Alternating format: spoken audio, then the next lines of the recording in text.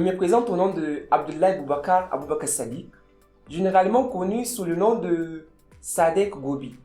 Je suis juriste, publiciste et humaniste. Je suis en master 2 droit public à l'université Jeboa-Man d'Ottawa. Je suis plaideur et je suis formateur en art oratoire et en plaidoirie au cabinet Gobi Art Voice.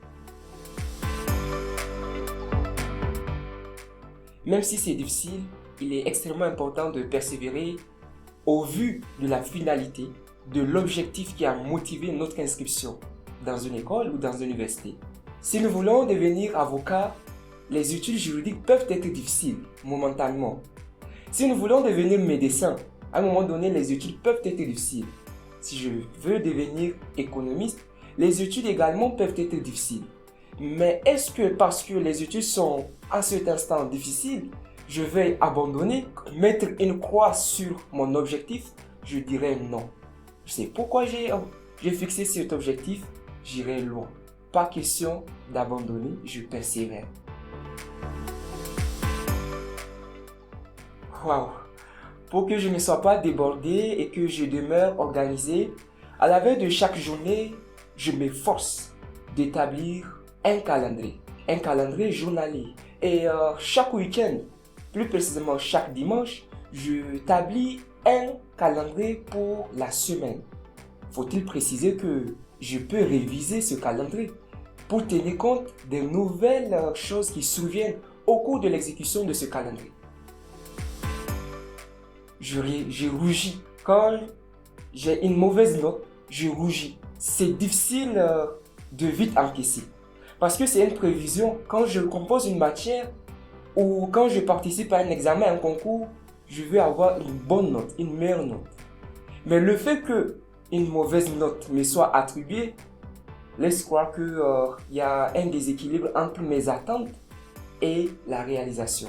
Ce que je fais pour vite me relever, je me dis que ce n'est pas la fin du monde. Ce n'est qu'un obstacle que je peux surmonter, à condition que j'écoute mon émotion et que j'aille loin. Là, ce que je fais, je me livre à des activités sportives, notamment le taekwondo.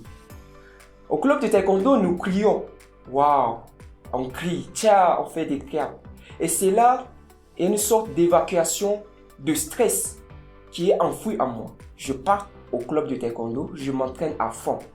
Je ne mets pas une croix sur mes loisirs, je ne m'isole pas, je ne m'écarte pas de ma famille, de mes amis non plus. Et aussitôt fini les entraînements, je me retrouve. Je me sens mieux. Le message que j'adresse à mon frère ou à ma soeur qui est sur le point d'abandonner les études du fait de certaines entraves ou du fait de certains obstacles, c'est de ne jamais abandonner. Les anglophones disent que never give up. À Hausa, on dit faitashi.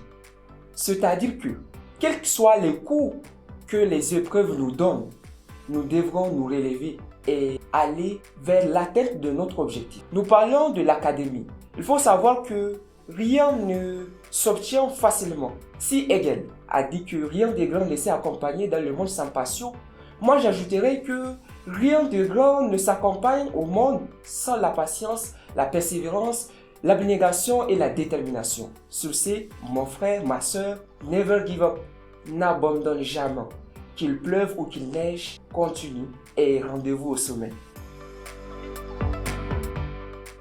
À ceux qui ont des projets ou de réaliser des vidéos, je vous donne rendez-vous dans ce studio. C'est un studio qui incarne la bénédiction. Là-dedans, l'accueil est chaleureux. Vous allez vous sentir comme chez vous et vous allez réaliser tous vos objectifs, n'importe lesquels. Alors, venez massivement, vous serez accueillis convenablement. Ok, merci Sadek.